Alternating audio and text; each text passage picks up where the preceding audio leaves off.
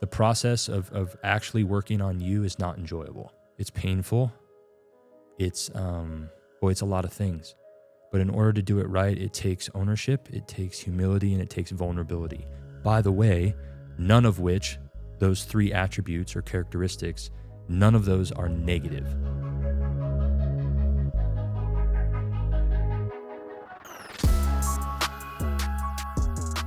Ladies and gentlemen, welcome back to the Progressive Resistance Podcast. I am your host and your guest today, Luke Krubeck.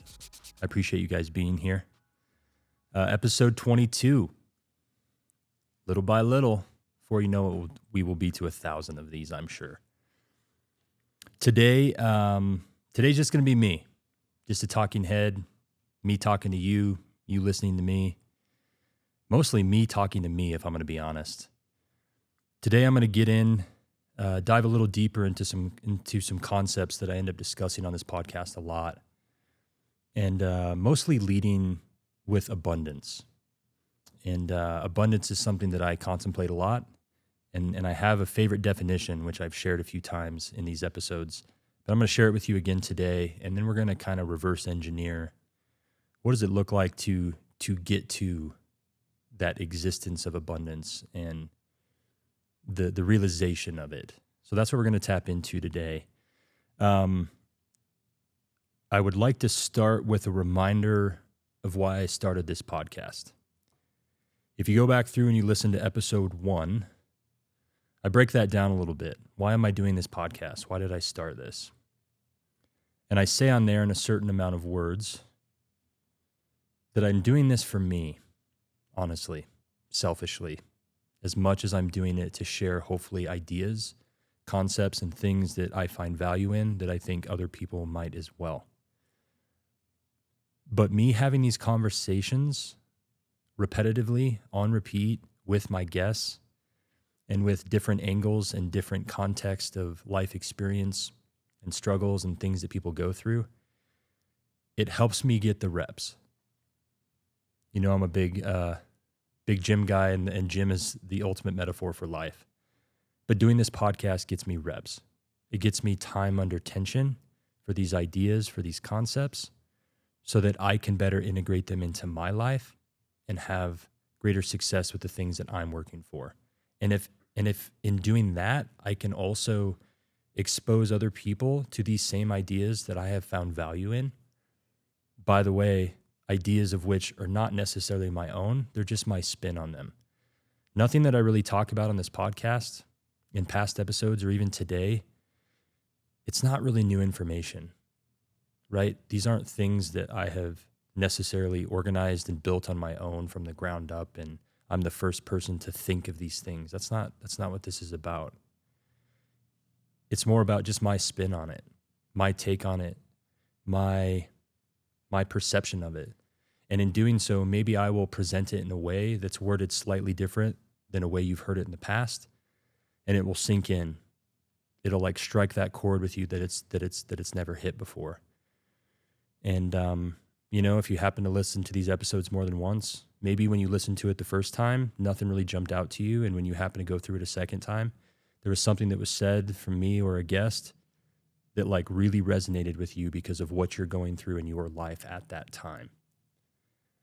So why am I doing this podcast? To help myself and to help you. To stay anxiously engaged in the message that I give all the time of build the better you. I am intoxicated with the idea of progress in my own life. And I love the opportunity to rehearse these ideas, these concepts, these themes, these laws of the universe, whatever you want to call them.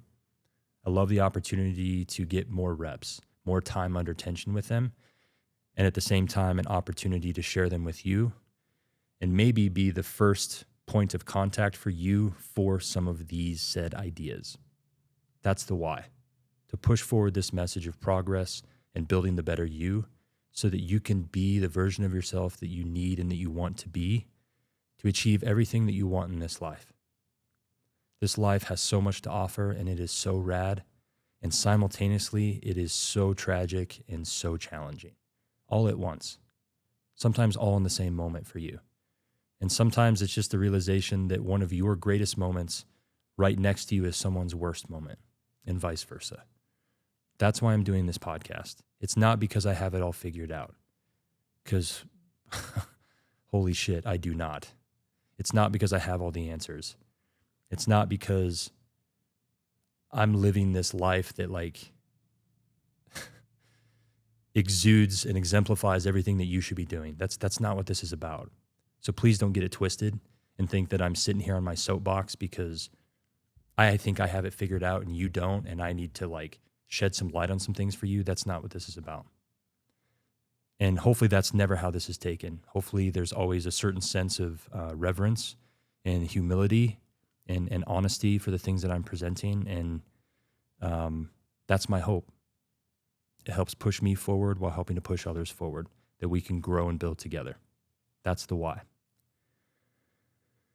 So I've got my notes here to keep me on track so I don't go down too many rabbit holes, and that I can keep this concise and have it hopefully digestible for you. I've got my tea to keep these vocal cords nice and supple. The wind that we have been getting here in Cody, Wyoming has been second to none. I don't know if I remember a time it being this windy.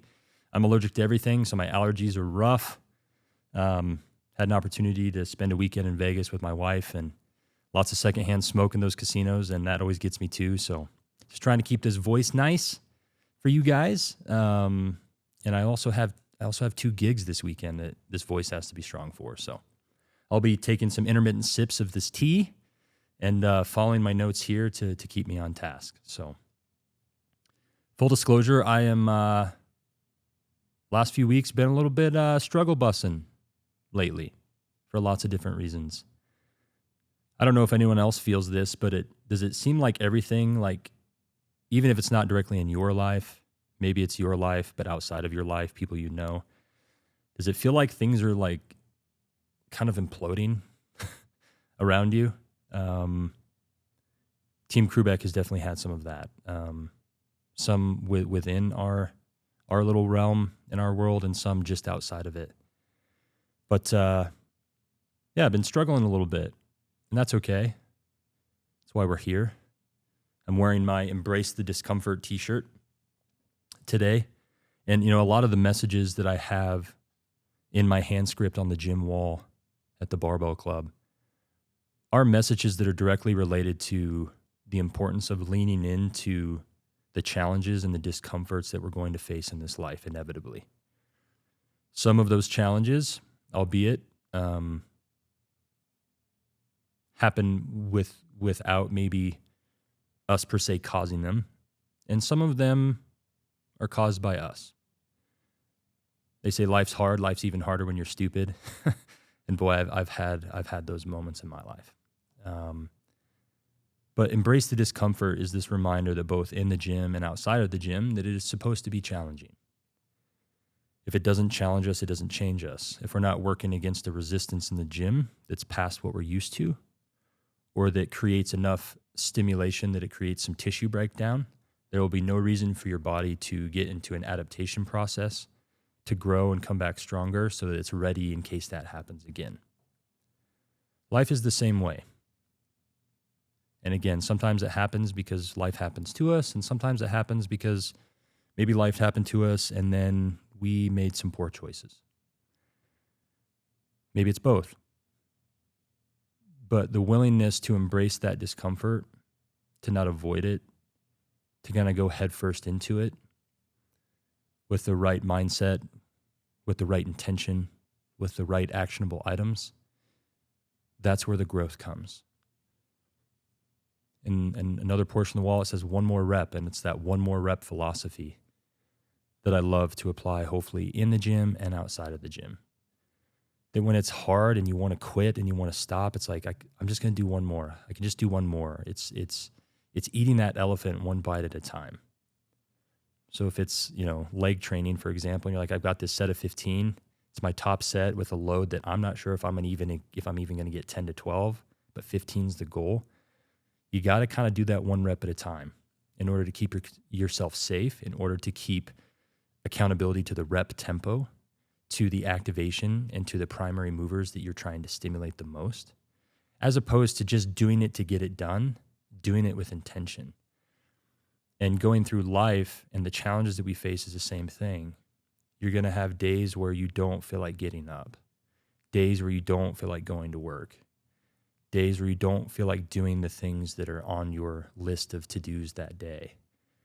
But it's kind of doing it anyways and just doing it one more time. That Power of One More. It's a great book by Ed Milet. And he shares the experience he had with a father that was an alcoholic. And when his father finally worked to get sober, Ed tells the story of how he would ask his father almost daily, out of fear and anxiety a little bit, I'm sure, of, Daddy, are you ever going to drink again? And his dad's answer was this, and I may be paraphrasing, but he said, son, I don't know, but I'm not going to drink today. Tomorrow would be the same answer. Daddy, you ever going to drink again? Son, I'm not sure, but I'm not going to drink today. And his father was taking this one more rep philosophy, so to speak, that he was focusing on what was right in front of him. He was focusing on being present. He was focusing on making the changes that he needed to make right now, which then in turn would feed each continual day until before you know it, those 3 days turn into a week, that week turns into a month, that month turns into 6 months. Before you know it, you're 3 years down the line. It's that one more rep. It's continuing to just show up. We need to plan for the future, right? I'm going to talk about that a little bit today. We need to learn from the past, but we got to handle what's in front of us as well. And that one more rep philosophy really helps with that. The other thing that's on the gym walls is just build the better you. And the build the better you philosophy that was born out of me starting the Barbell Club. And at the same time, when I started the Barbell Club, I was leaning really, really, really hard into some personal development. Prior to opening the Barbell Club, I had hit my rock bottom. Life was getting away from me. Things from my past that I hadn't worked through were affecting me in ways that I never imagined they would. It was some rough seas. And I had enough self-awareness to get to a place where I was like, man, I need some assistance here. I need to work on me. I need to change this trajectory that I'm on. And that's what I did. And it just happened to be when I was opening the Barbell Club, which was, the ultimate goal to provide a space where people could work on them, a space where people could do just that, build the better you. Because I'd realized in my own life that starting with strength and fitness and nutrition is a beautiful entry point to become the version of yourself that you need to be. It's not the only thing, but man, it can really give you a wonderful jump start. Because as I say in the mission statement of the Barbell Club, I want to expose as many people as possible to strength training because I know if they give it a chance, it's a tributary of positivity for the rest of their life. The rest of their life, meaning as God willing, as long as they live, it's going to improve that. But the rest of their life, all these other avenues, all these other categories of health will innately get turned up in efficiency because they invested in themselves through the strength and the nutrition. I've seen it time and time again. Blood markers start improving, lipid values improve, blood pressure gets better, my confidence is better, my marriage is better, my sex life is better. My confidence at work has gotten me looking at what I'm really doing and finding out it's not serving me, and I've got this dream and I'm going to start chasing it. It's done wild things, and it's created a beautiful rabbit hole for personal development for a lot of people. And that's one of the main reasons I started the Barbell Club. And that's why I put on some of my apparel a while back. It's more than just lifting weights, because it is. But that build the better you, that came from simultaneously me leaning really hard into my own personal development so that I could start becoming a better version of the man that I need and that I want to be, so I can show up the way that I need to for the people that matter most to me, my wife and my children, Team Krubeck. That's what matters most to me. And so simultaneously, as I started this business and as I started my own journey in personal development, that's what kind of spawned and created this build the better you philosophy that I try to add and apply to my craft and to my own personal life. So all that to say, today's message and the messages that I share in this podcast are just as much for me as they are for anyone else that finds it. And the hope is to be able to grow together. All right, guys, let's get into it. Let's talk abundance. Abundance, my favorite definition. I like to define things.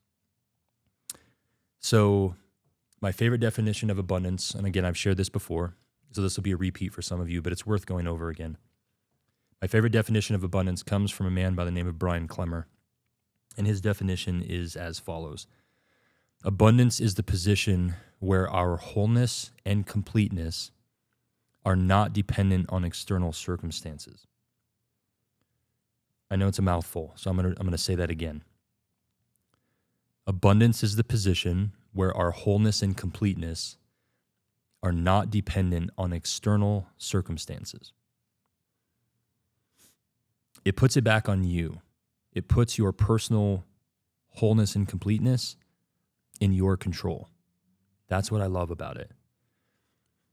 And it kind of sounds like a definition for freedom, doesn't it? How liberating that sounds. To be so locked in on how you exist internally that what's going on around you doesn't matter as much. It doesn't affect you the same way. And like I said, I don't know if any of you are feeling that, but man, there's a lot going on right now. A lot of people I know in our kind of inner or outer circles going through stuff in life. Us going through our own stuff, our own struggles. There's a lot going on right now. And it just feels that way. Maybe it feels more exacerbated to me than others, but there's a lot going on. And how beautiful of an idea to go, regardless what's going on around me or the things that are happening to me, I've got this opportunity to remain in a place of wholeness and completeness, of true abundance, regardless of any of that. It also, to me, reminds me and sounds so much of like what the Stoics have been speaking about since like the beginning of time. And when they discuss the importance of focusing on and controlling what we can actually control, which is such a short list usually, right? When we're really in the thick of it and we're really trying to weather a storm that we happen to be in at that time, it's so easy to get caught up in all of these variables and all of these external elements that really we have zero control over. And that will increase the stress and the anxiety, the worry, the intrusive thoughts, all of it. And there's really not much we can do. So if we can get to that space of zooming out and realizing that like, hey, what on this running list right now are the things that I can actually control, it becomes a bit easier. Hate to say easy because it doesn't make it less challenging, but it just makes us more efficient, and it can increase our productivity on navigating this if we're putting energy into the things that we can actually move the needle on. So let's talk further about how to tap into this concept of abundance. And so I have a few things we'll go through to kind of highlight this and then hopefully tie it all together. The first thing that was on my mind is the importance of learning from our past. And maybe not even just our mistakes, but learning from our past as a whole.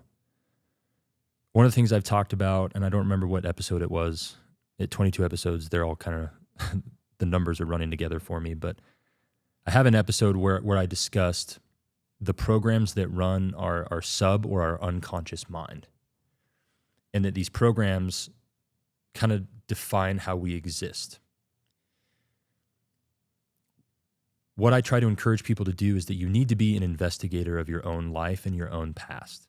You need to investigate based on where I'm at right now, based on how I function, based on some of these belief systems that become my eventual reality, because our perception is our reality. The belief systems that you've adopted, maybe even unknowingly to you, they become so real to you as gravity that it is your reality, is your perception, and the lens in which you view life through. It is important that we do some investigation of how those programs got there And I talked about in that episode that some of the programs that you have running, just like this computer that I have sitting on this desk, there's programs running right now, right? I've got the one up with my notes, but I've got a couple that are still running in the background. And we're no different. You have programs that right now may be a little bit forefront based on the current situation you're in, but there's still some in the background that are running constantly, whether you realize it or not. And it's important that you do realize it. It's important that you take that inventory, that you become an investigator on your own life and your own past. Why am I who I am? What programs are running? Which ones serve me and which ones do not? And a lot of that will circle back to our childhood. It will circle back to how we were raised. In order to be a true investigator, a true detective on your life and how you exist and how you got there, which this is something that I had to do in my own journey of personal development, it was this huge conversation of like, how did I get here? How did I get to this rock bottom? How did I get to this space of making poor choices I made, getting to this space of like this belief system for me, which was all empowering, and it wasn't empowering. It was intoxicating in a negative way of this belief system that had been drilled into me of not being good enough, not being deserving of the good things that I had in my life, to the point of like self-sabotage. But how did you get there? And if you can reverse kind of engineer to the beginning of like, okay, I can see the pathways of what got me to where I'm at right now, then you can start systematically working through those things and spending time with some of those events. I don't want to get like too out there in like the trauma word, but like work through those traumas, work through those events, work through the things that you think didn't matter, but maybe matter more than you realize. Not like nurturing them and remaining a victim to them.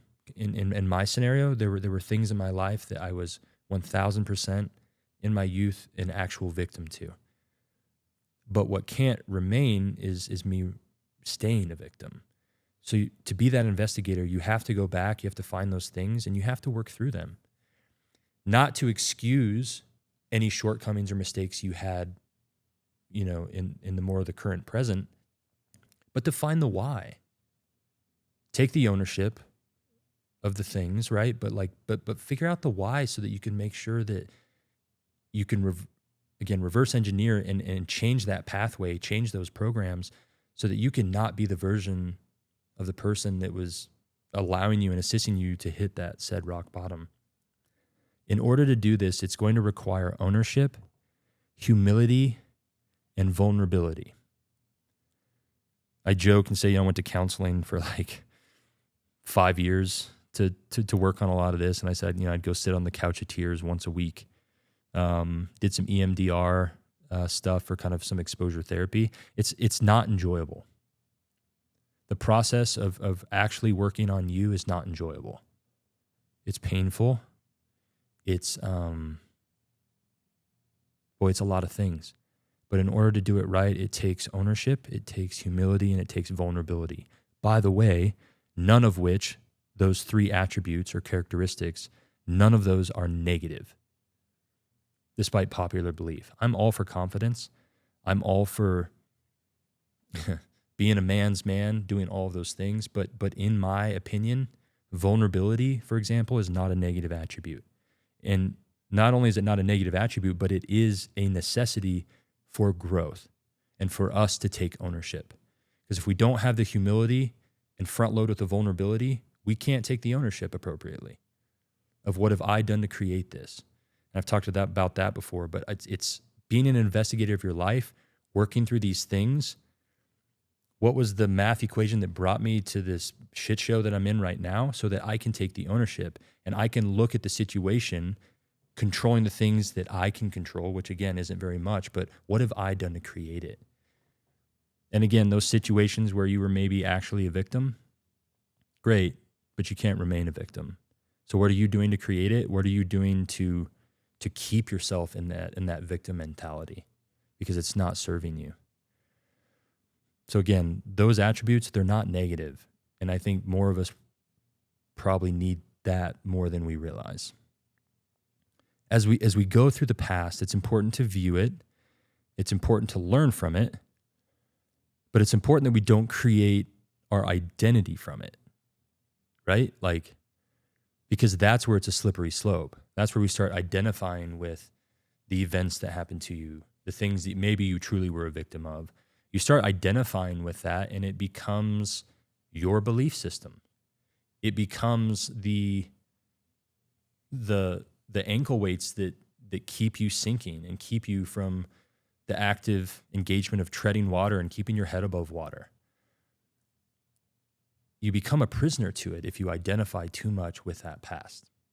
And that could be on the positive side or the negative side, right?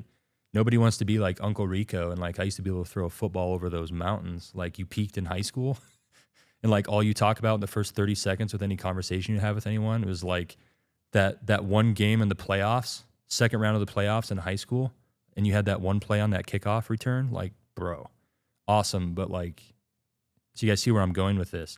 Identifying too much with your past, whether it was good or bad, probably doesn't serve us too much. I think there's value in loving that past, having those wonderful memories, having the joys, and then also learning from the pain and learning from the things that you wish would have gone differently. You can't change it, but what you can change is maybe making sure that you don't pass that to your children, right? So view the past, learn from it, but man, don't identify with it. All right, next. And I've touched on this already, but can you have been a victim but not remain one? That's a tough one, man. And that's a slippery slope we're on right now, I think, as a society. I do think it's important to go through our past and work through events or, the buzzword trauma. But how often people identify with that trauma? Well, I have traumas, and that's why I'm this way, and that's just what it's going to be. But what if you don't have to remain a victim to it? How about that idea? Because it's probably not serving you. It wasn't serving me. Take the ownership, man. That's where that extreme ownership comes in. You don't have to remain the victim. So the question is, can you have been a victim but not remain one? The answer is absolutely yes, without a doubt. You can be free of that. And that's also necessary. There's a necessary forgiveness process in that too. As we work through this, as we work through our past, as we work through our mistakes, as we work through the things that happen to us, it's forgiveness all the way around.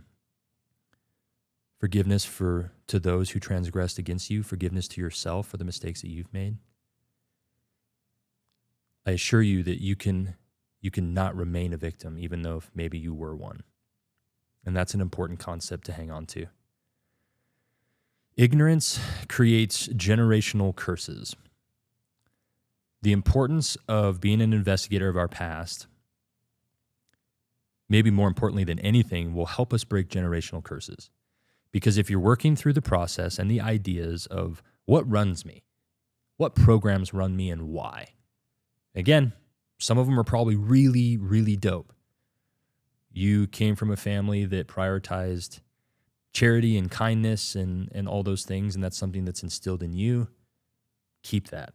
That serves you and everyone else you come in contact with.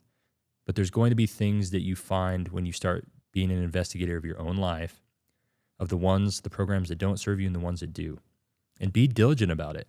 Put them in their appropriate category. Foster and nurture and keep the ones that serve you, and start rewriting the book on the ones that do not.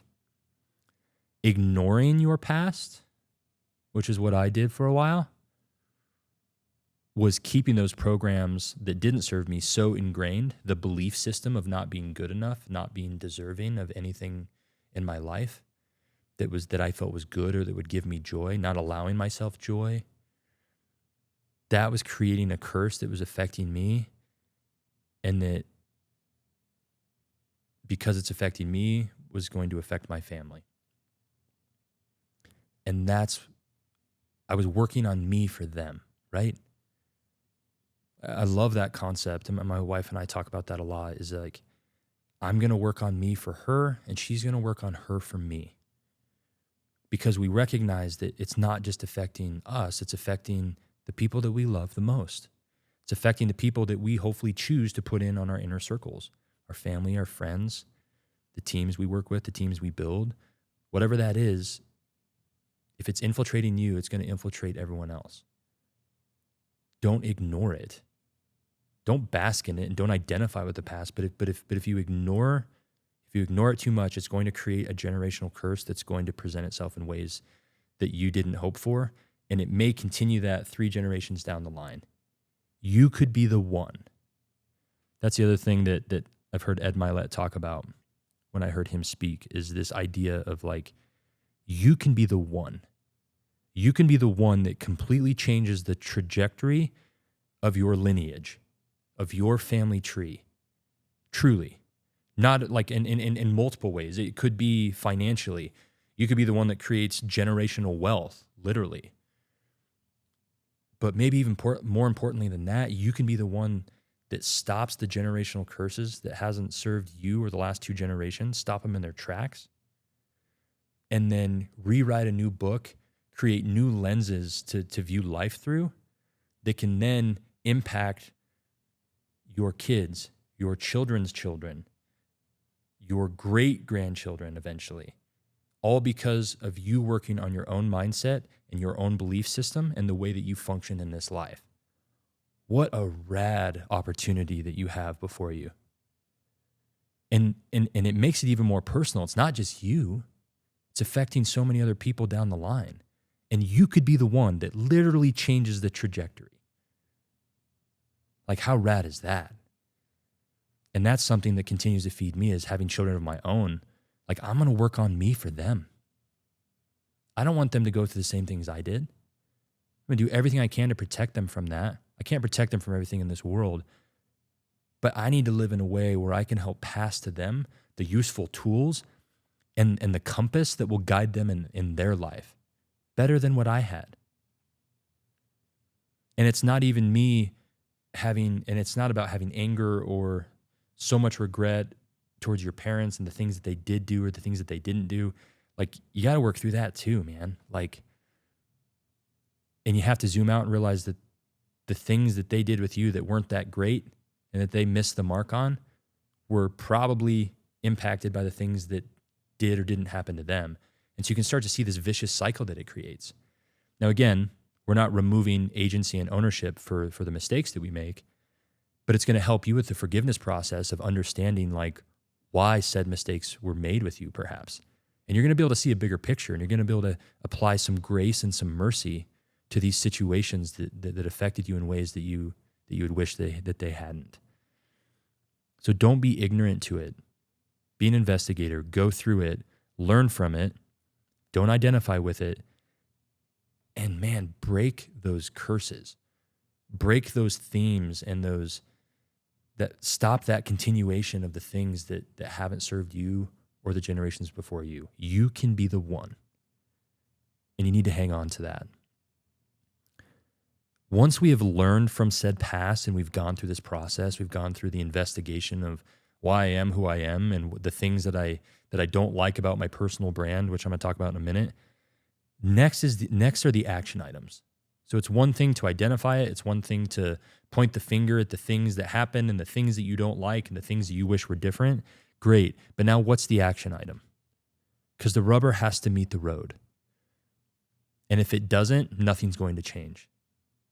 I got to my spot where I was like, I need to go through some of this stuff. I need to work on me.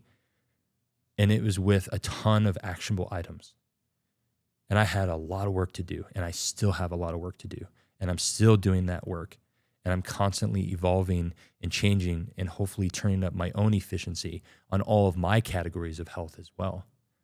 But you have to find the action items. Once you've investigated, once you've got it before you, you figured out what the programs are, you figured out which ones don't serve you, what are the actionable items to nurture the ones that do and to remove the ones that do not. Talk is cheap. The rubber has to meet the road, and figure out what that is and take action. When I gave my definition of abundance to you guys, I noted that definition, I think you could use as a definition to describe freedom, right? And freedom is something that's important to me, and it's on this flag that's sitting behind me. Hold on, let me wet my whistle here.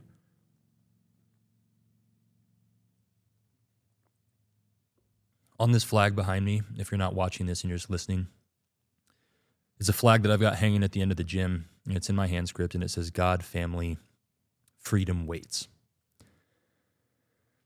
This is my order of operation. These are my most important non-negotiables. These are the things that matter most to me. These are the things that I will not put on the back burner or shelf in an effort to push forward business or financial goals.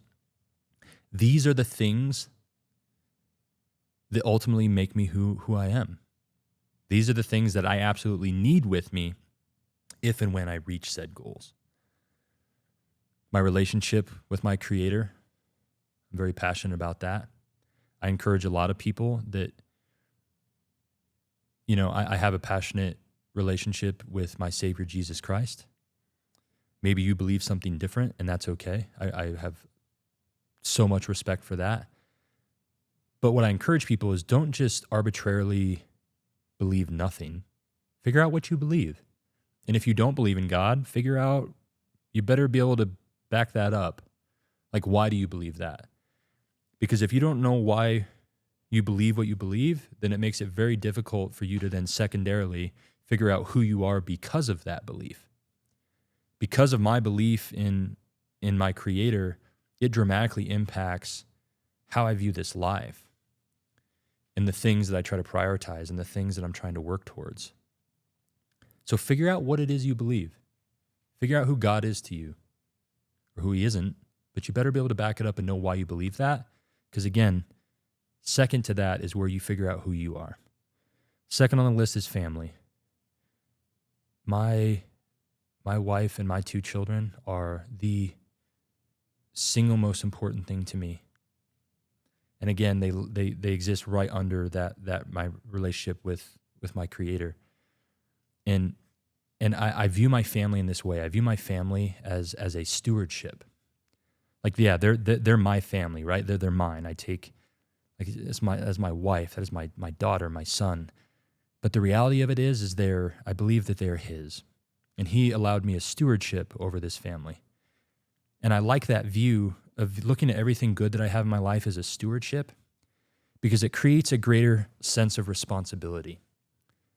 We've all experienced in our life where we tend to care for things more, sometimes that aren't ours, right? If you borrowed something from someone, you might be a touch more careful with it than you were if it was just yours. I think we've all experienced that. The other thing is we tend to invest more and take care of something more if we had to invest in it, if we had to pay for it a little bit, and it wasn't just given to us, right? Look at your family as a stewardship, and are you being a good steward of that gift? And that helps me constantly kind of recenter to, I'm like, again, working on me for them. In order to be a good steward of that, I need to become the best version of myself, because as I've said before, we cannot be the best anything if we are not doing the things that help us be the best us. And family is an important piece of my primary order of operation and non-negotiables. Freedom, which I'm going to get into the most here, so I'll circle back to that. And then weights. It's just fitness, man. It's our health and it's our fitness. This body is our vehicle through this life. And again, what a gift it is. And again, look at it as a stewardship. You've got this great opportunity to be the version that you want to be, to have the physique that you want, to have the strength that you want so you can do the things that you love and continue doing them. But don't take it for granted. So many people that I work with in the fitness world over the last 20 years, or even in the physical therapy world in the last 10, is like, so many people, like, they dread their workouts. They're like, ugh, it's a leg day. I don't want to do this. And I'm like, man, like, you're like literally, you've been given this gift. You've been given another day. You've been given a life. You've been given this opportunity to have the health that you can go into the gym and kick your own ass. What a blessing that is. And just shifting that perspective again. Maybe it's just a perspective shift. Maybe it's the lens in which you view things. But if you look at your life and your body as a gift, and you're a steward of it, and it's not even yours, you're going to take care of it probably a little different.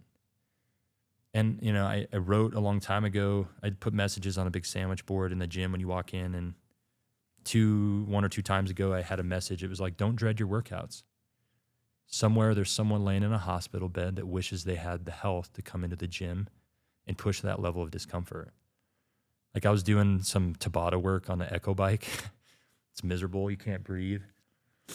And I was on like my 4th round of it. And it was just like, you feel like you're going to die. And I'm like, man. And so again, I always take that. I'm like, man, like I'm so grateful that I have the health that I can do this, that I can push myself to this level. So view it as a stewardship. All right, I digress. Let's go back to freedom here. So what freedom means to me on that list, right? Because freedom is kind of obtuse, but freedom means a lot of things to me. And freedom is, I'm grateful to live where I live, even with all of the issues that we have in this country. I'm still a very proud American. I love this country. I love to live where I live. I love living in the community I live in here. Cody, Wyoming is the land of milk and honey. Changed my mind. I love the freedom that I have to live where I want to live. I love the freedom that I have to create the life that I want. I love the freedom that I have to tap into the abundance that divinely has been placed before us. Maybe most importantly, freedom on that list is a reminder to me of the opportunity that I have to choose. A reminder to me of one of the greatest gifts that God gave us, second to the seed of maximum potential that he put in us and giving us this life, but free agency, man. And free agency is the opportunity to choose. It's the opportunity to choose everything about your life. From a very basic religious standpoint, free agency is often looked at, I have the opportunity to have a moral compass and choose between right and wrong. Absolutely. But what if free agency can be used for so much more? And that's everything we've talked about to this point. You using your agency to investigate your past, to use your agency to take an inventory of what's running you, use your free agency to make action items so that you can become the version of yourself that you need to be. Action items mean free agency. You have an opportunity to choose. Free agency is a reminder to me to spend more time in my life responding instead of reacting. Right? Free agency to just choose and to be who I want to be and show up the way that I want to. And then the question that I ask myself and that you should be asking yourself as well, are you using your God-given free agency or are you wasting it?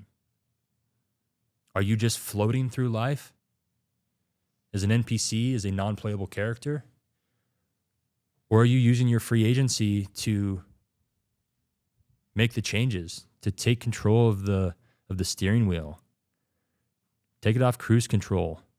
Be the person you need to be to make the decisions, to make the moves, to find the progress and move the needle the way you want to ultimately in your life. It's so easy to just kind of go through life, kind of just like the pinball machine. You're just bouncing around and being acted upon, and then you get hit from this side, so you go over here. But what if you were anxiously engaged in your own free agency to ultimately create the life that you want and to show up the way that you need and you want to for the people that matter most to you?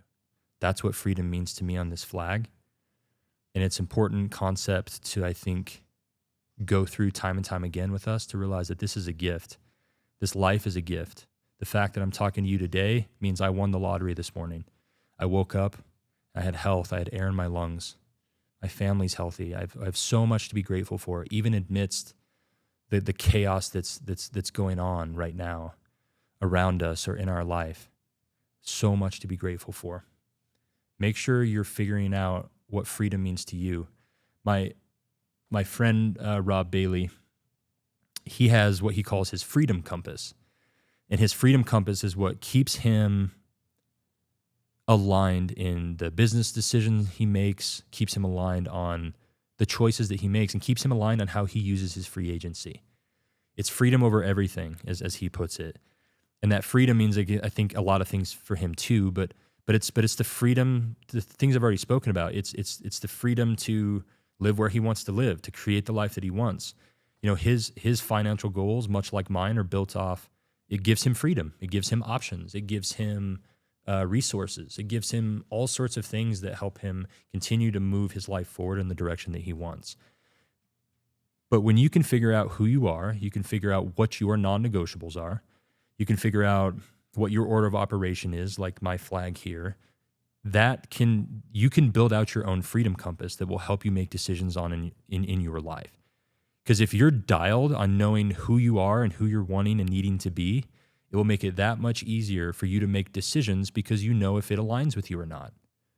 You will know if it aligns with the direction that you're going.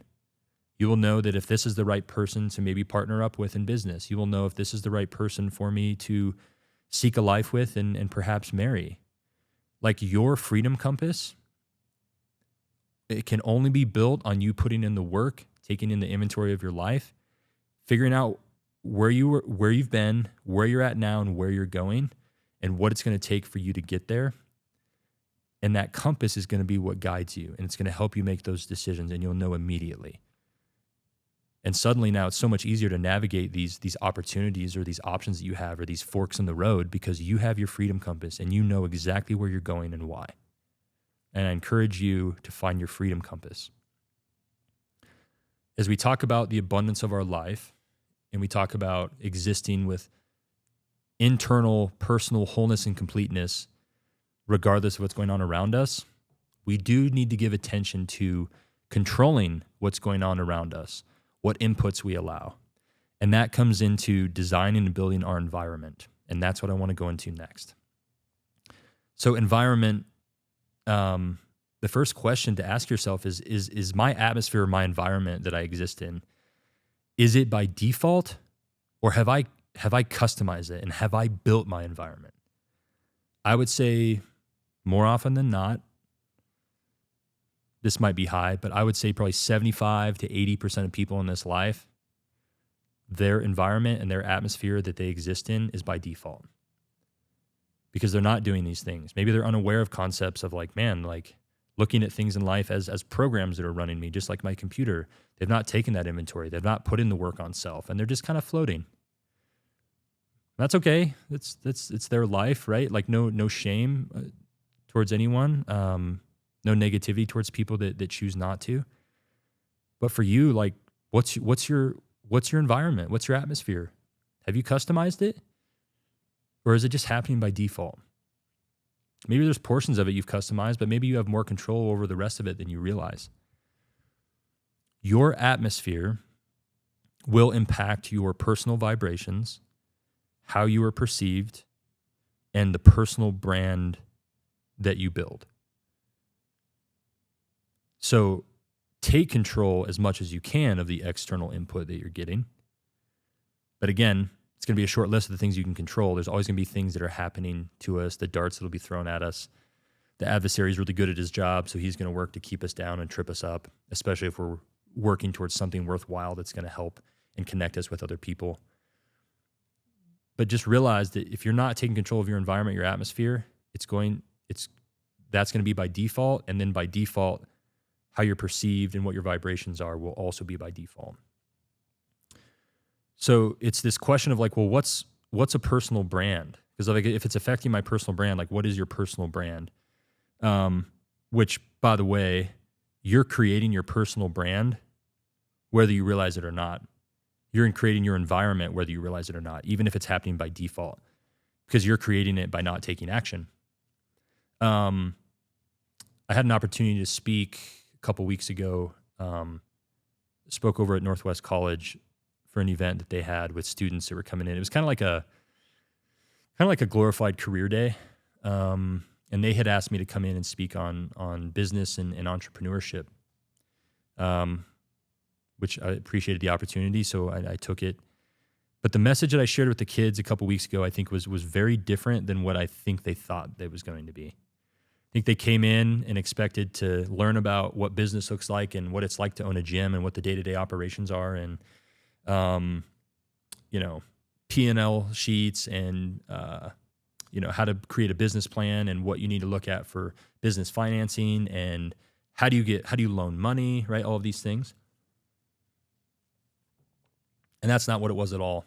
I took a completely different angle with them. And I think it took them off guard, but I think it was hopefully helpful.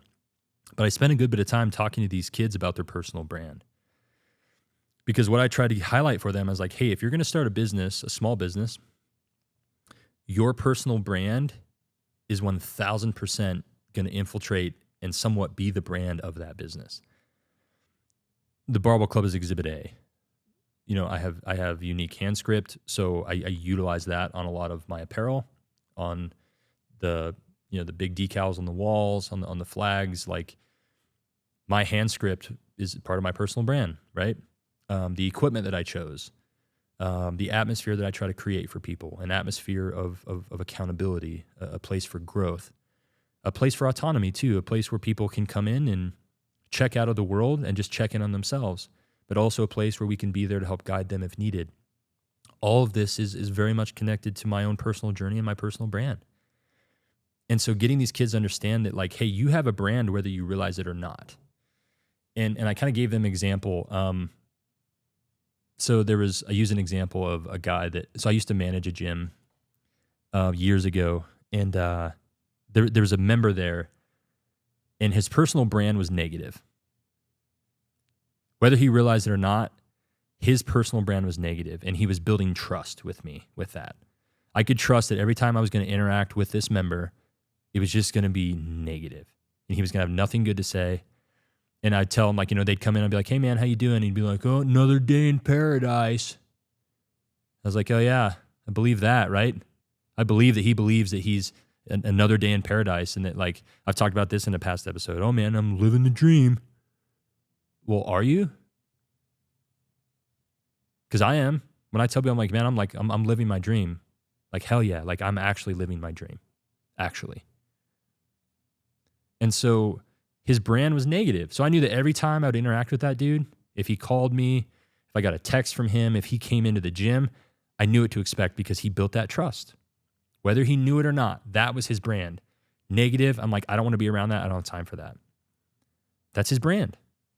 So getting these kids to understand, like, what's your brand, Because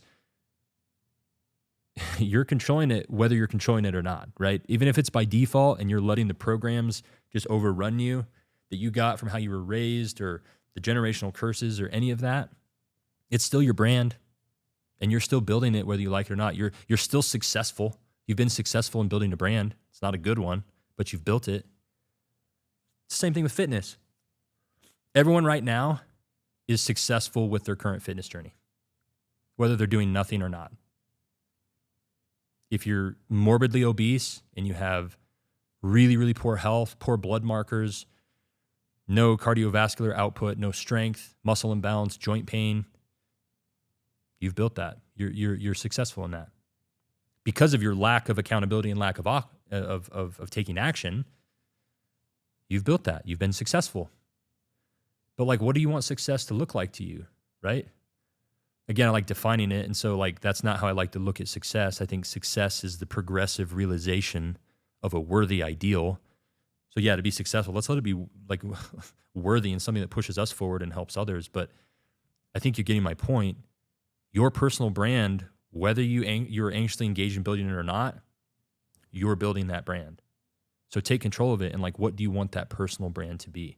And getting these kids to understand that and how important it is, based off the idea of, like, in order for them to be the business owner or the entrepreneur they want to be, they first have to become that version of self.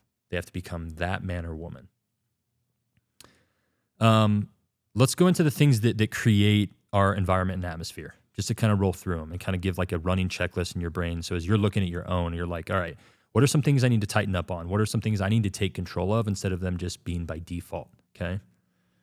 Your relationship with God, your family, the people you spend the most time with, the media you consume, the things you think about the most, the conversations you have, and I'll point out both with self and with others, the things you put into your body or the things you don't, how you care for and use your body, how you keep your home and your living space, etc., etc., etc. The list goes on and on and on. Are you paying attention to these little subcategories that all are culminating factors to your environment and the atmosphere that you exist in. Like I had a friend a couple years ago that he was going through it. He was going through some personal stuff, and I've had this thing in my life where when someone pops into my head, I've learned I just pick up the phone and I call them. And there's been more than a handful of times where that's proven to be almost kind of like divinely appointed, to where, like, unbeknownst to me, that person was really on the struggle bus. And I was able to come in and maybe be 2 listening ears and a closed mouth, or just a support system.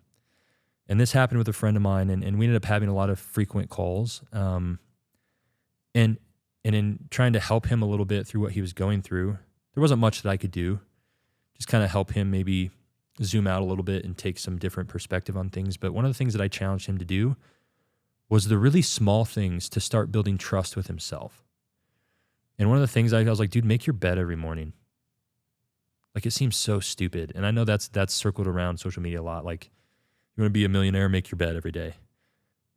But the point that's being made there is that you're building trust in the small things.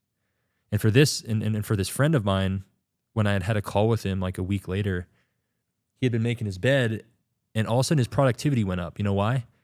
Because prior, he'd come home and his house was a wreck. The bed was all still in shambles from how he had slept in the night before.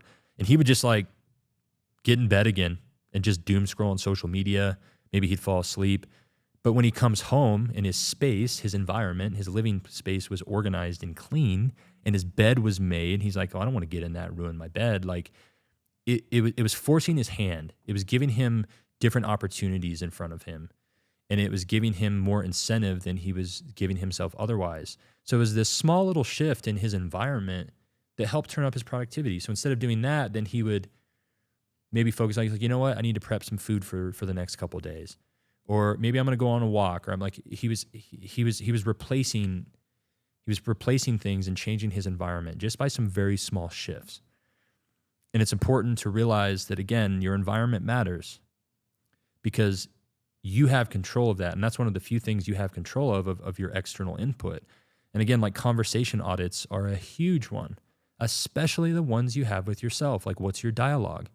For years, I was leaning into this dialogue and this ridiculous belief system of, I don't deserve to be happy. I don't deserve these good things. I'll never be good enough. Like, I was feeding into that. That's why I talk to a lot of people in the fitness realm too. I'm like, man, if you wouldn't say it to someone else's face, don't say it about yourself.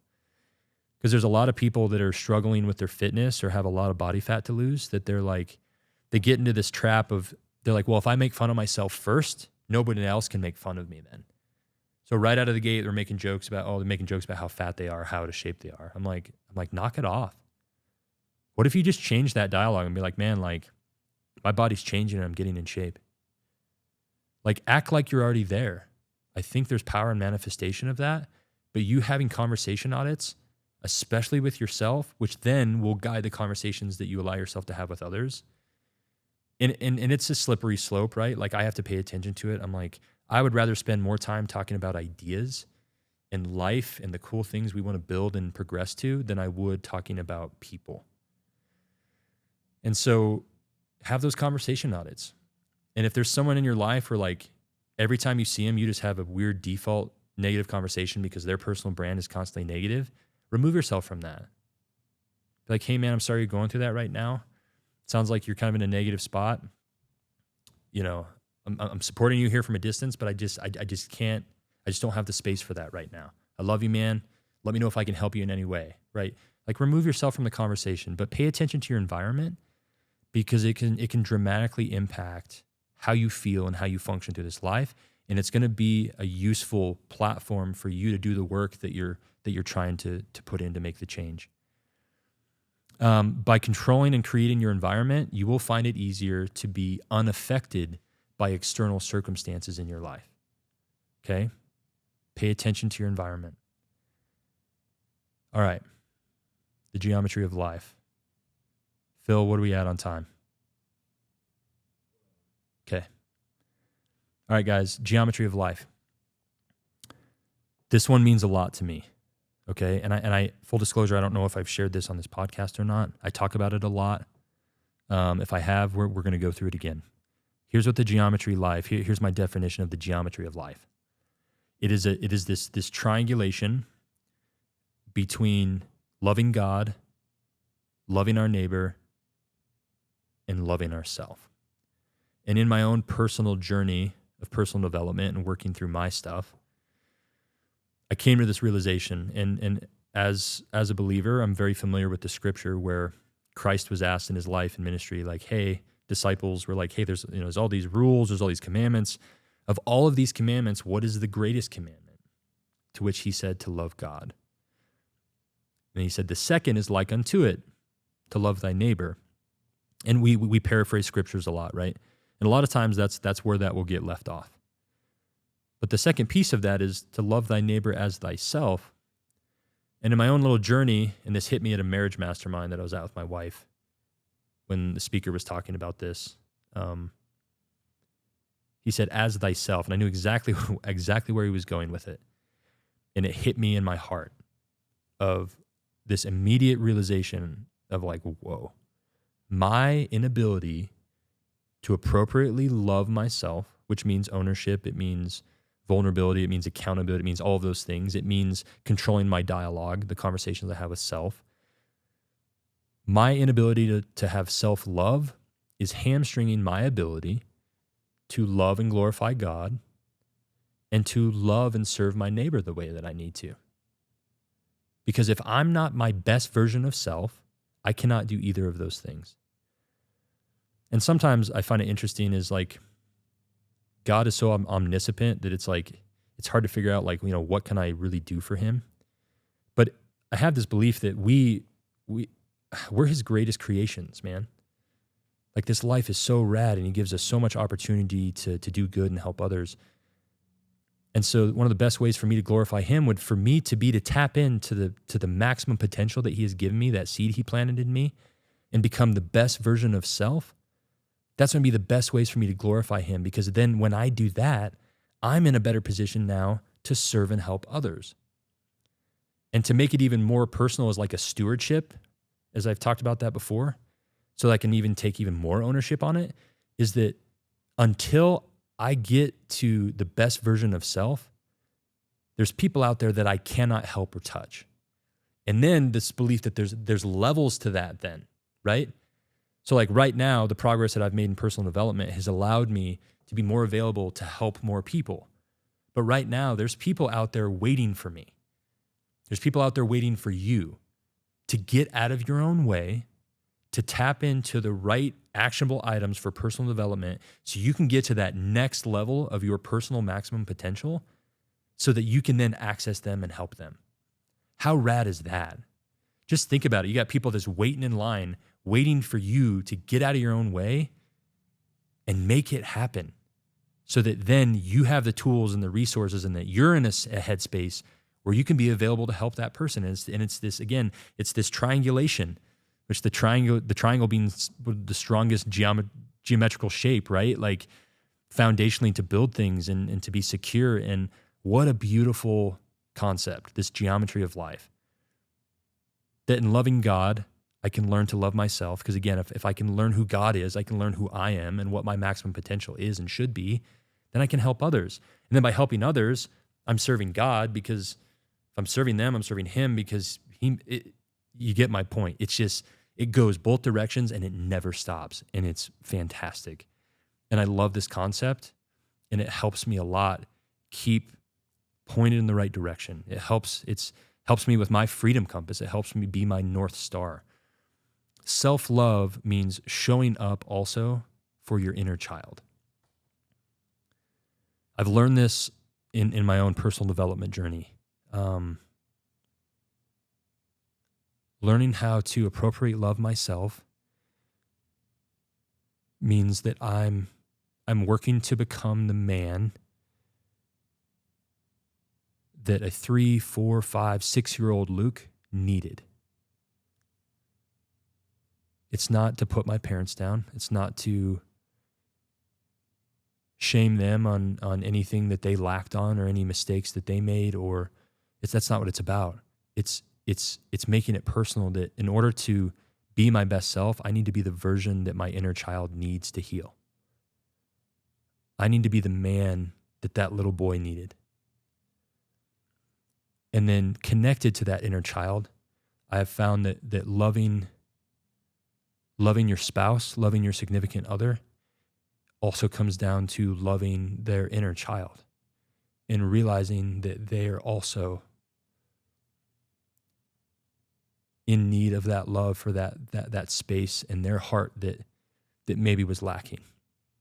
And in the challenges, that Team Krubeck faces and has faced, it's been an interesting study when I'm working through things. Viewing my wife as the little girl that she once was is a really intense way of keeping things in perspective, and ensuring that I'm taking care of her the way that I need to, and looking after her and her heart the way that I need to, just as I'm working to be the man that I need to be for my inner child, respecting and viewing our relationship through hers as well. And that all kind of circles back to taking that inventory of the programs that we have running us and how they got there. What I've found too is that in the process of procreation and having children, having children will expose you if you are anxiously engaged and willing to look at them as a mirror. Our children will teach us more than we will ever teach them. I've found that time and time again, and mine are only 7 and 4. Those children teach me more than I will probably ever teach them. But that will not happen if you're not willing to be anxiously engaged in your own progress and anxiously engaged in allowing them to be a mirror for you. I talk about these programs that we all have running. I can see some of the programs that run me that I don't like, and how they'll start to show up in my kids already. And I'm like, oh my gosh, I don't want that for them. I don't want that belief system of whatever, right? Like, having children, work on you for them. Work on you so that you can change the trajectory of their life, that you can break that generational curse, that you can give them the tools that they need to navigate this life. I think most of us that have young children, we're looking at the world right now, and we're like, holy shit, what are things going to be like in another 10 to 15, 20 years? What's the world going to be like? I don't know, man. It's scary, but all the more reason to make sure that like we're in the business of raising hearty, responsible, self-driven, and accountable individuals that will contribute to society in their own life. I want to teach my children to look at every situation in their life from what have I done to create this? Again, even if they didn't create it, what am I doing to continue to create this? How am I exacerbating it? That's what I want. If you have children, be anxiously engaged on how you're raising them and how you're interacting with them and what you're teaching them. Even more than the interactions, what we teach them, they learn more from us on the things that aren't even said. They learn more on just the things that we're showing them. And I say that all the time with my pursuit of chasing my dreams and living my dreams. I'm setting a model to follow. Even if I fell flat on my face and failed with all of it, I'm still setting a model to follow of the importance of dreaming and chasing said dreams. That's something that I desperately want to pass to my children. It's important to me. You're setting the model to follow. You're setting the example.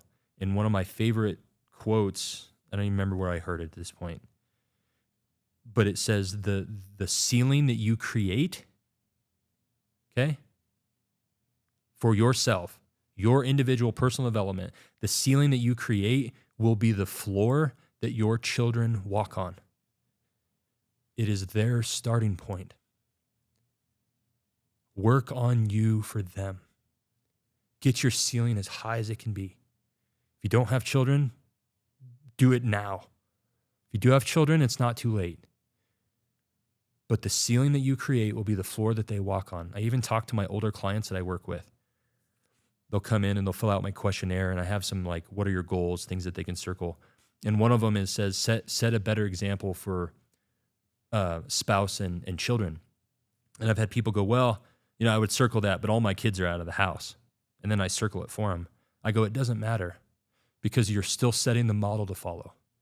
You're setting the model to follow of what does life look like in my 50s, in my 60s, in my 70s. And in this scenario, I'm talking about how cool for those kids to see mom and dad investing into their health and their fitness and strength training and using a barbell. Like, how rad, man.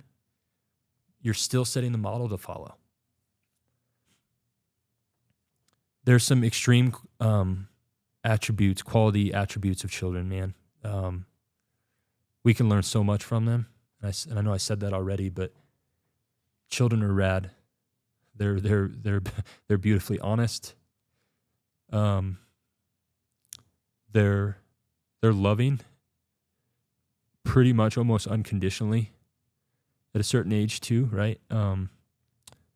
How forgiving young children are. We have so much that we can learn from our kids. And I think that's by divine intervention. Dr. Jordan Peterson, said one time, I heard him say that, you never really fully grow up until you have children. And I can see why that is, because it forces you into a space of unconditional love that you might not find. And you have to put yourself aside. But it also helps us grow up because of the way that they can teach us if we're willing to accept those lessons and kind of see them a little bit as a mirror of what we're doing or not doing. All right. I'm not crying, you're crying. Just remember that. Okay, when we're building a life of abundance, let's talk about staying grounded, staying present, and staying disciplined with and through adversity. I think one of the best ways to do this is through gratitude. Gratitude may be the secret to life. If you had to pick just one thing, gratitude would be up there for me on the list of what's the secret to life. How do we navigate this life? How do we have success? How do we go through challenges? It's keeping an attitude of gratitude. And I know it sounds wooey and kumbaya and all that shit, but I'm telling you, it's the truth. Hold on. Tea break.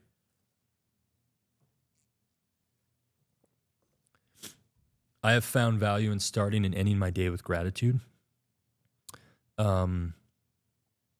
Because it helps me realize how many good things are still happening amidst the challenges or the struggles or the storms that I'm weathering at that time. That things are still really good. And it's a perception shift, right? It's the glass half full or glass half empty, right? And it's how you choose to view it. But again, what if you took even more action towards that? And I think I've shared this before. One of my favorite sayings is, if you think your glass is half empty, pour it into a smaller glass and shut the hell up.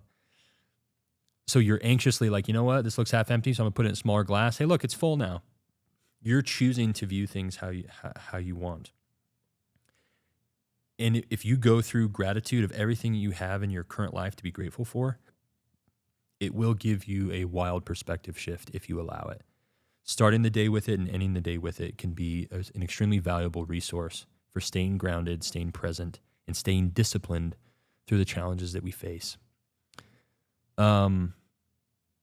Navigating intrusive thoughts. This is a tough one, man. And this has plagued me a little bit in my life. And I think a lot of people can maybe identify with this too, but man, intrusive thoughts are real and they are powerful and they come often, they come swift.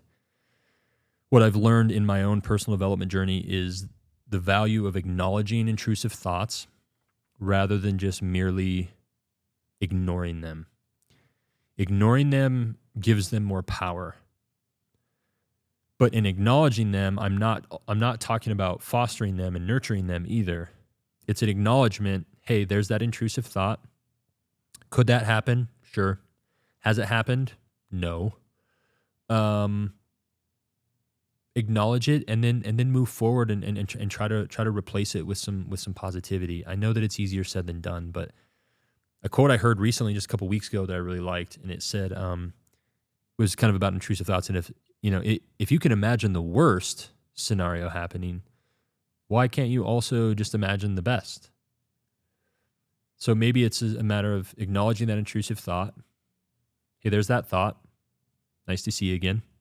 Not really interested in interacting with you, but nice to see you. Could that happen? Yes. Has it happened? No. What also could happen? Imagine the best. Let that be an exercise to you, because both are possible. So why not give a little bit more energy if it's true that the things we think about the most become our environment and our reality? Spend the time on imagining the best.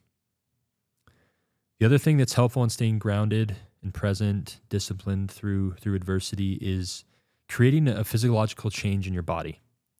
Workouts are great for this, right? Moving your body, getting heart rate up, going for a walk, going for a run, lifting some weights, has never probably ever made the intrusive thoughts or the issues you're dealing with worse. But get a physical change. I just had this conversation with my buddy Neil. He talked about how in different times in his life and struggles, like a physical change through like cold plunge was a huge thing for him. It would give him that kind of initial shock, and it would take you away. It would shock the central nervous system.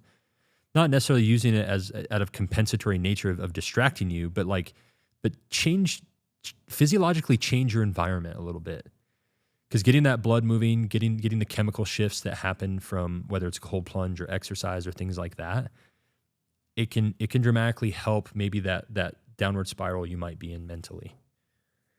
Journaling is a way for us to stay present and grounded. I talked about gratitude at the front end and also at the finish of your day. When I do my journaling, I do it at the end of the day, and the first section in my journal entry is, what am I grateful for? So starting with that helps kind of set the tone. Again, capping your day, beginning and end with gratitude can be of extreme value to you. The other thing is to remember, don't forget the worth of a soul, and that there's a constant battle going on around us at all times, and that there's a battle for yours. And both sides are really good at their job, but we've been given an opportunity of free agency and given, I think, some protection. And so I think there's more good than there is bad. Doesn't feel like it sometimes, but darkness is just the absence of light. Do the things that keep the light in for you. Don't forget the worth of a soul, and don't forget that yours is worth a lot, and that there's a battle for it. And so it would only make sense that we're going to have some fiery darts thrown at us, and the adversary's good at his job, and sometimes a couple of those will get in, but it's up for us to be anxiously engaged at, being vigilant for that and recognizing and realizing it, calling it for what it is.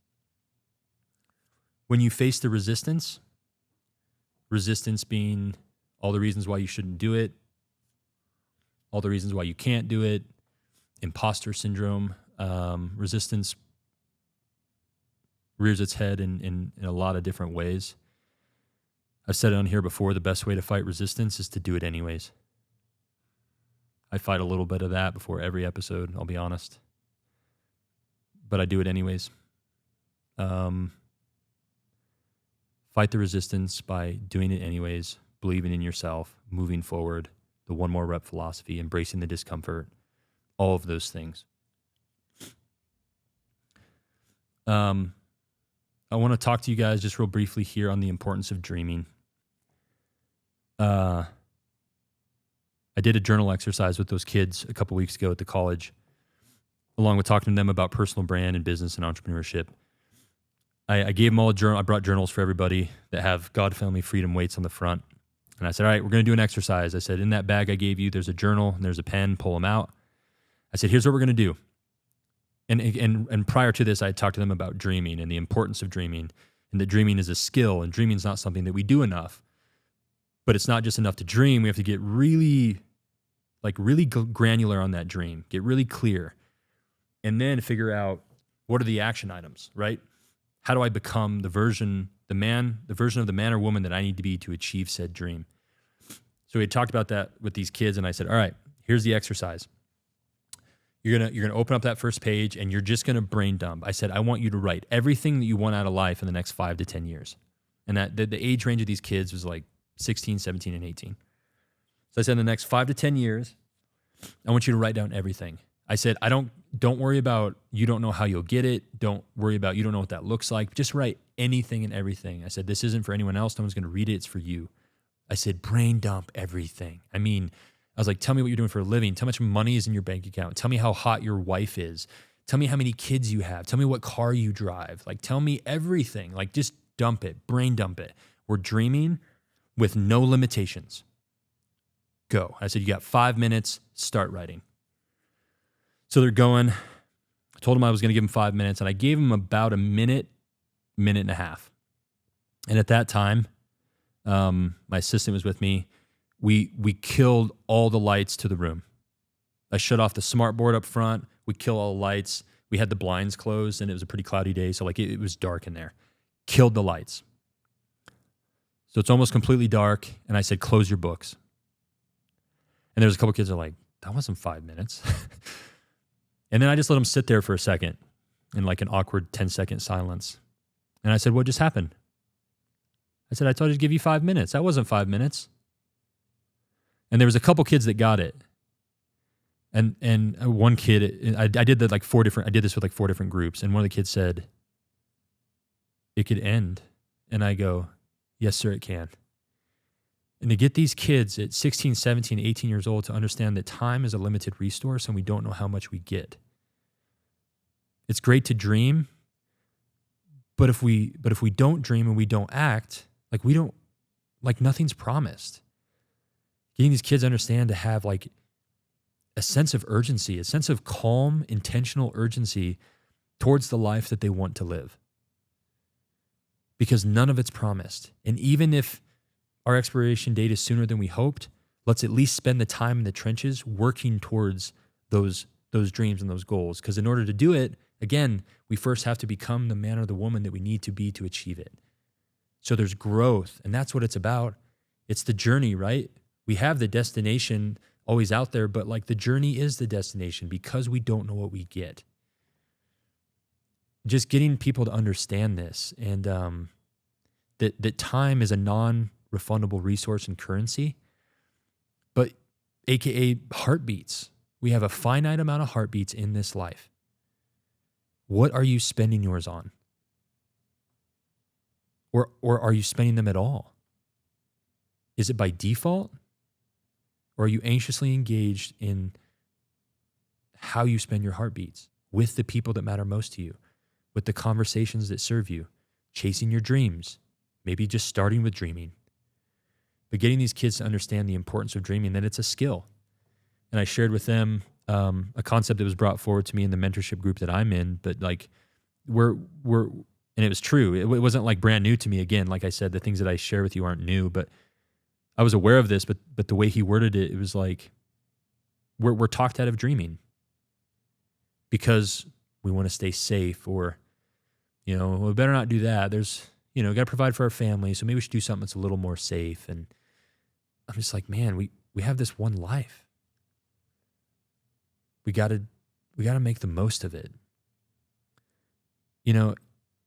And for those of you listening to this or watching this, like, if you have kids, do you tell them to dream? Do you encourage them to dream? I think most people do. Like, what are you going to be when you grow up, sweetie? Like, you can be anything you want to be. That's great, man, but talk is cheap. And someday that child is going to be old enough and they're going to see through it. And they're going to be like, well, you tell me I can be anything I want to be and I should dream, but why aren't you, Dad? Why aren't you, Mom? You tell me I can go be whatever I want to be, but like, you seem like you hate your job. Like, why aren't you chasing your dreams? What are your dreams? Again, like, set the model to follow. Yeah, encourage them verbally, but like, show them. Show them the importance of what it means to dream, to have a dream and to chase it and to not let go of it. And to maybe sometimes hit a dead end and have to renegotiate and like build from the ground up again. Like show them. You can be anything you want to be. Well, really, Dad, then why aren't you? Again, talk is cheap. Executing on a dream starts with you becoming the version of yourself that you need to be to achieve that dream. All right, guys, let's tie this all together to wrap this up. There is so much abundance out there. So much. Like, I kind of like to view it sometimes that like God's already done his part. Because he knows it all, man.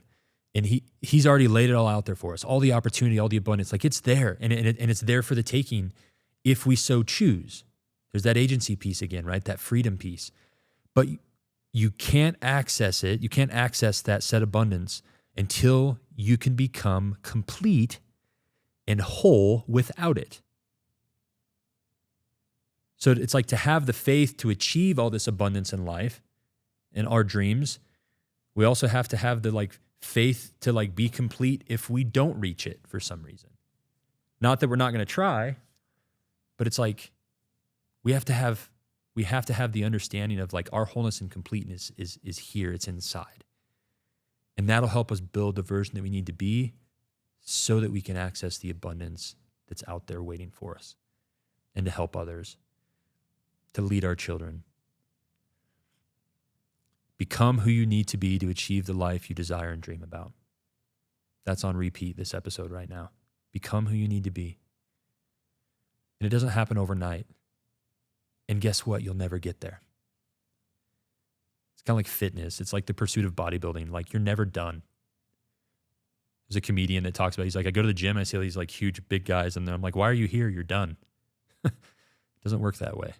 There's always something we can improve. There's always a little bit more balance of symmetry from upper body to lower body, front to back, strength deficiency, like anything. There's always more to do. And it's the same thing with us, but continually work to become that person. And maybe just as important or more important, become the man or the woman that you as a 4, 5, 6-year-old child needed. Become who you need to be for that inner child. Invest into yourself. Find your seed of maximum potential and nurture it. It's a gift. Every single one of us have been given this seed of maximum potential. I believe it. Dig for it. Find it. Nurture it. Grow it into something beautiful so that you can have that connection to that geometry of life. That you can love self, you can love God, you can love your neighbor, and the three can be supportive of one another. And ultimately, guys, the message that I give you always is to build the better you. Consider abundance in your life. Consider these things I'm talking about, these things that I'm navigating through, the things that I'm working to integrate. I appreciate you guys. I appreciate the support. If you find value in these messages, please help us share this message. Like, subscribe, share. Let's get the word out, and let's get us all on track to the ultimate goal. Again, build the better you.